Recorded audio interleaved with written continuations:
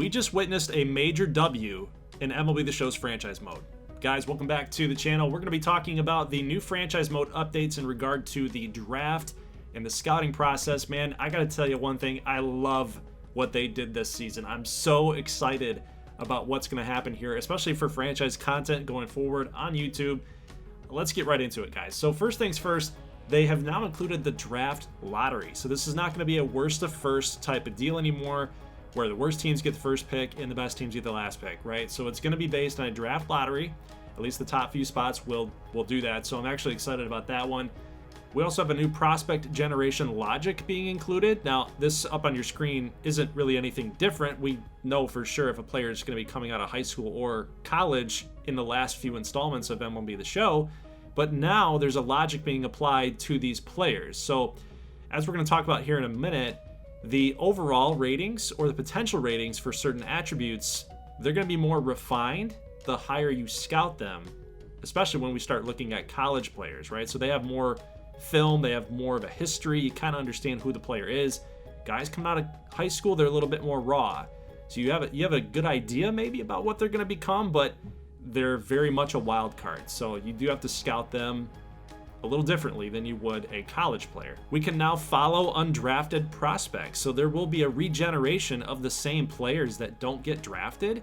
This is awesome to me. This adds so much more immersion into a franchise mode, especially when a guy who might be in high school, he doesn't get drafted. He was maybe one of the better players in high school. Ends up going to college. He does a lot better. He progresses as a player, as an athlete. And he gets picked a little higher because maybe you've been following him. You know, you've actually found a lot of interest in that player since he was in high school. But now in college, he might have put up some better numbers and become more of an established player. This creates some history. It creates a little backstory. I think it's a really cool addition. I was really impressed with that. We also have a new prioritization list that you can create as well, and you can shift things back and forth from week to week. But basically, this is really assigning where your scouts should go. That hasn't changed, but now you can set a priority list.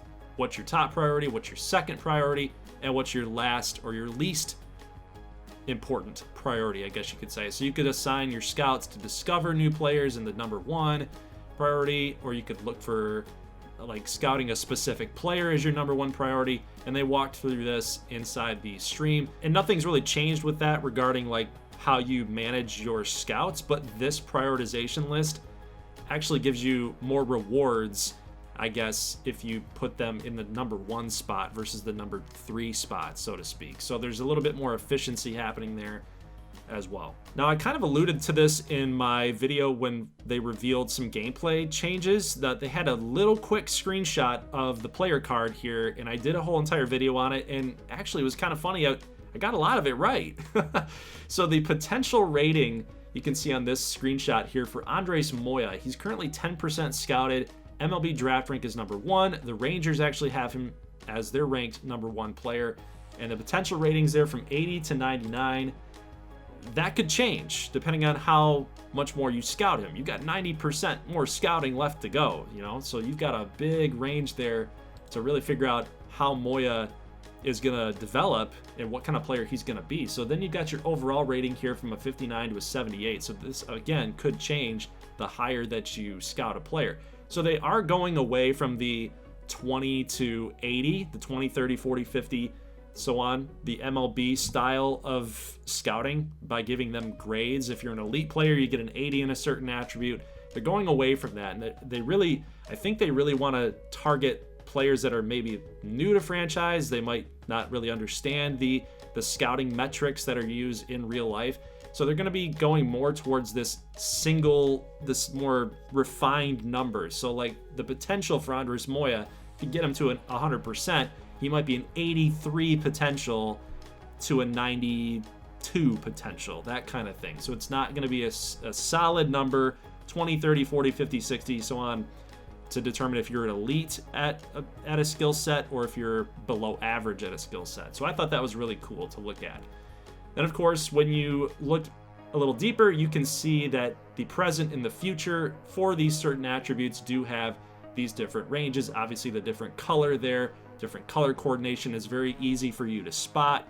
It's a lot easier for you to identify, you know, this player is not very good at this, but he could be really good at this. If you look at the power against righties, that's red, so he doesn't have a lot of power there, but the potential could get to be about an average player. But again, 10% scouted, you get that to 100%, things could change very wildly. But again, red is bad, green is good, 99, like that's really good, right? So it's easy for you to see. It's more visually appealing. I do like this screen. Now, as you do scout this player a little bit further, he now has 100% scouting progress, and you can see that power against righties did get a little bit more refined now to 41 to 51. But initially, at that 10% scouting, your scouts pretty much had a good beat on Vizcaino that he doesn't really have a lot of power against righties. He's actually not a very good power hitter in general. He's definitely more of a contact guy than anything. We also have the ability to create a list. So if you guys like to go into your franchises and you don't like to make the picks, maybe you want to identify a couple players that you really would want if they do happen to fall to you. So it's like fantasy sports, fantasy drafts. You can add a queue, which I thought was really interesting, which I thought was cool. That means you don't have to get into the draft if you don't want to. So there's just more player power, I guess, more power to the player. I really like that. The new user interface for the draft, I love this look. It's a lot more clean. You can see a timer up there as well if you'd like to do your draft live and you want to see the CPU take their players. It adds a little bit more immersion there, I think, especially when you're not just sitting there having to sim to your next pick, and then it loses all of the drama, the build-up, I guess. So it's pretty cool that you can wait to find out who the Pirates are going to pick, who the Nationals are going to pick, right up before you do.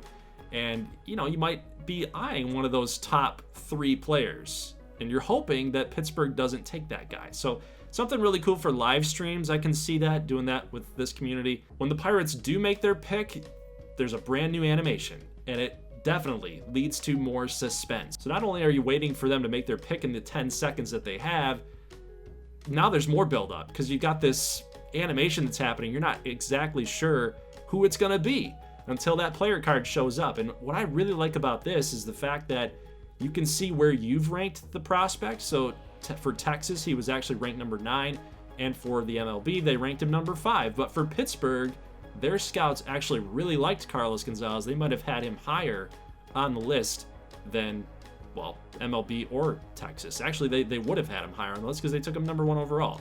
So just more storylines that are driven. You know, you might have teams that start reaching. And again, this goes back to your scouts.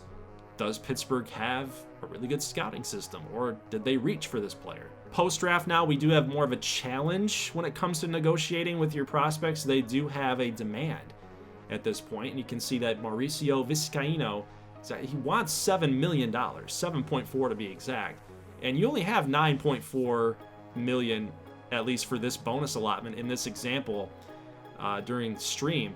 They might have over-offered to get Mauricio Vizcaino. We'll see his ratings here in just a minute, but I think this is a really cool concept because you don't know exactly how good he is quite yet.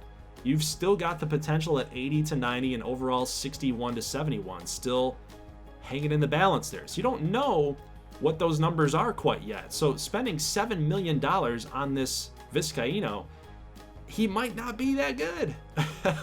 He might not be worthy of that top 5 draft pick, which actually, when you look at this screen, I don't think he was.